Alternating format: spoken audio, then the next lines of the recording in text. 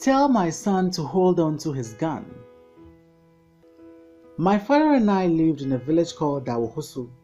The population was about 500, and majority of them were cocoa farmers. My father owned the biggest cocoa farm, which made him the richest man in the village. By nature, my father had a warm, frank and open personality. He had a broad mind and was highly respected. This was because he was generous to everyone, especially the old and the needy.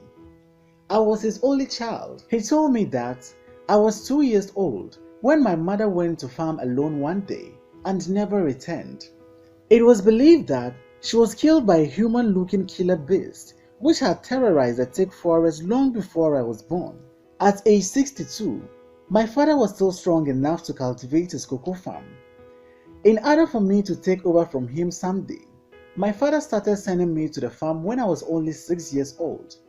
Within 10 years, I was able to handle the gun like an adult. As for the weeding, no matter how hard I tried, I never could keep pace with my father.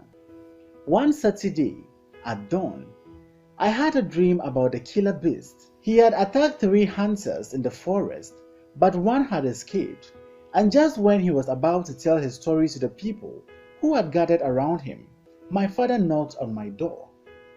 Atuapoma. He sometimes called me by the appellation of my real name, Kwame. Get prepared and let's go to the farm. I looked out through the window and the sky had cleared slightly.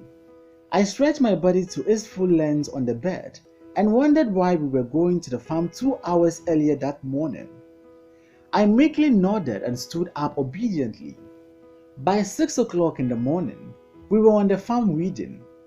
I told my father about my dream, but he said nothing. I asked him why we came to the farm early that day. He pretended not to have heard me, so I kept my mouth shut.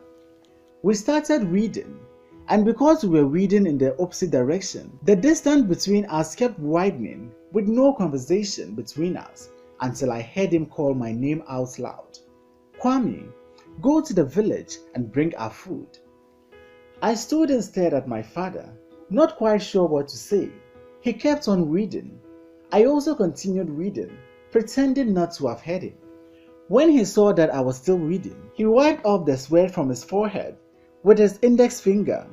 Then, he stared at me blankly for a moment and let out the words, "Didn't you hear what I told you, Kwame?" I did, father, but we have always gone together to eat in the village.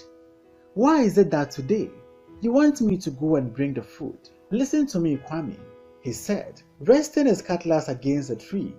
We have so much work to do, so it will be a waste of time for both of us to walk that distance and back. So you go and bring the food while I go on weeding. By the time you return, the sun will have reached the center of the sky and it will be time for lunch. I took my gun and the hunting bag and started moving away, but a sense of fear gripped me and I stopped abruptly. After a while, he turned and found me standing still. "Are you going or not?" he asked with a tinge of anger in his voice. "I want to, father, but to walk all the way to the village and back all by myself. What if I met this killer beast, which wouldn't spare the life of anyone who crossed his path? Come here, Kwame," he called me and patted me on the shoulder. "At 22 years, you are a big boy, in fact, an adult, so you must behave as one. This whole cocoa farm will be yours someday when I'm dead and gone. You must begin to gather courage and stop being a coward. I took over this farm from my father when I was 15 years. You know how to handle a gun. That is good enough. You have to deal with the fear that is growing in you. If you don't deal with it now, it will eventually lead you to total failure. Be courageous," he concluded. "Be courageous, Kwame. That's all I have to say, because a word to the wise is enough. Do you understand?" he asked, and stared at me again. This time, the loud silence and the look in my father's face touched my innermost self and urged me to kill that fear, gather courage, and move forward. I smiled in self-satisfaction Nodding my head, in total agreement with my father's words of encouragement, I took my gun and left for the village. For the first time, I walked alone on the way.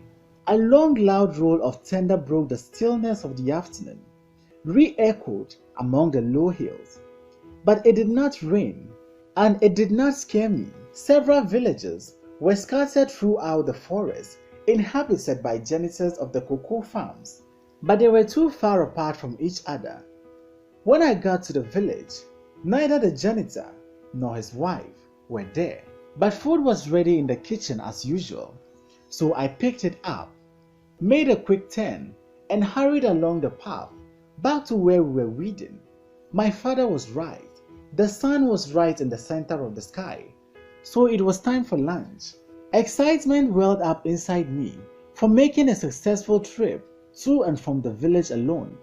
Unfortunately, my father was not there.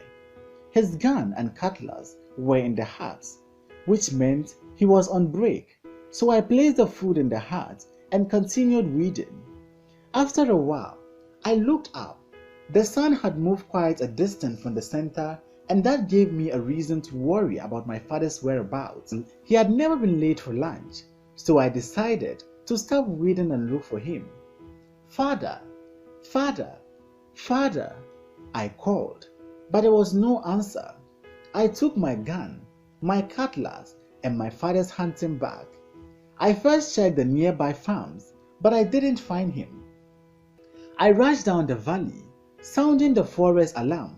Hoo, hoo, hoo, but to no avail. Could it be he had entered the thick forest and had been killed by the killer beast? No, I rejected that thought. But where else could he be? I asked myself. Then I heard a voice like my father's. "Be courageous, Kwame, be courageous." "I will be, father, I will be," I answered, and entered the thick forest. I couldn't tell what time it was, but the sun had set, and there I was, all alone, in the long stretch of thick forest, controlled by the wild killer beast. With my gun fully loaded, I moved with caution, calling my father and sounding the forest alarm every now and then, until I reached Sabinum, the only river in the forest. It was a wide, swift river with broad, fertile banks. According to my father, it was by that river that the heads of most of the killer beast victims had been found.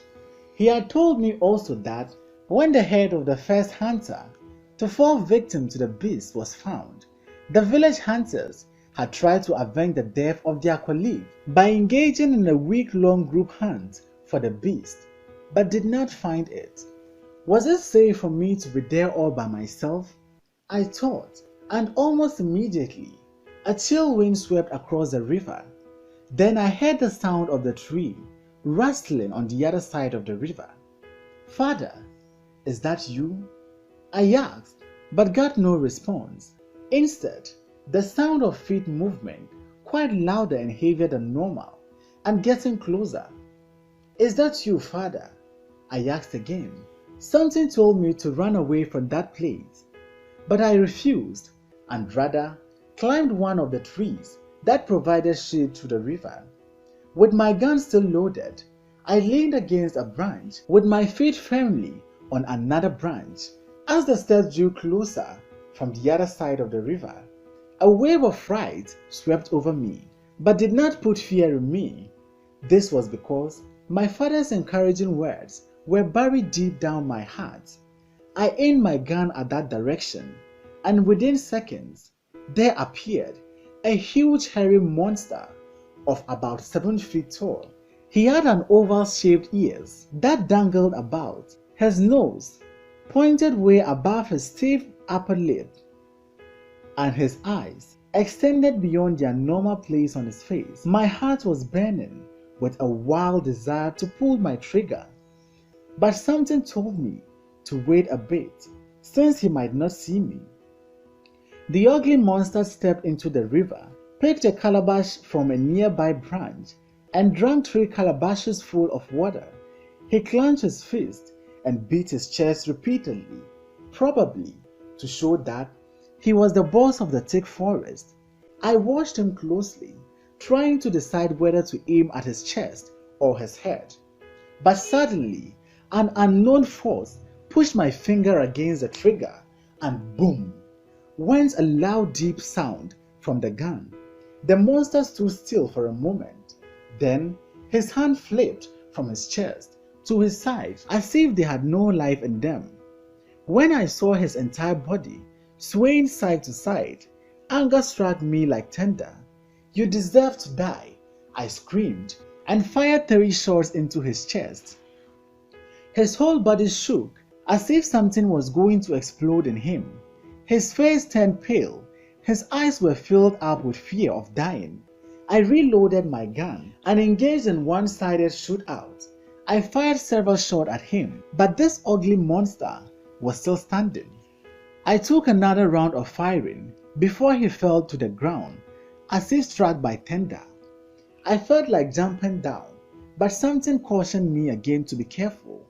Then suddenly, the evil monster sat up, clenched his fist again, and beat his chest repeatedly. He attempted to get up, but couldn't.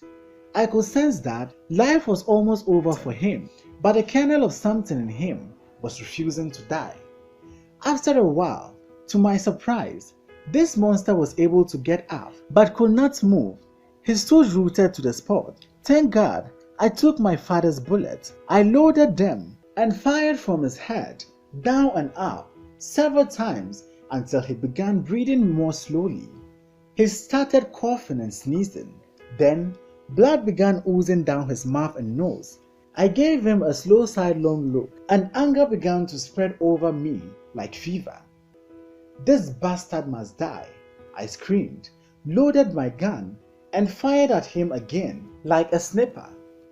Then finally, there was a loud, long, and heavy fall, like a roar of thunder. "Go to hell, it's over for you," I said, and jumped down.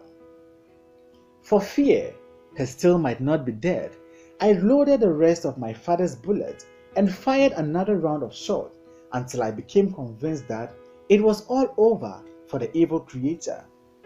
It was a cloudless night with twinkling stars. The busy insect had set up a mixture of loud and disturbing sounds. Under the full moon, a triumphant wave suddenly ran down my whole body as I began to imagine how my father and the village folks would react to the good news. I beheaded the monster and carried it on my shoulder. The disappearance of my father kept haunting me, but the thrill of having killed the evil monster overpowered my desire to look for him any further. He might go home by now, I thought, and headed home. A few kilometers from the river, I saw a piece of cloth like that of my father's hanging on one branch of a tree. I hurried to take a closer look. Behind the tree of that branch was the head of my father.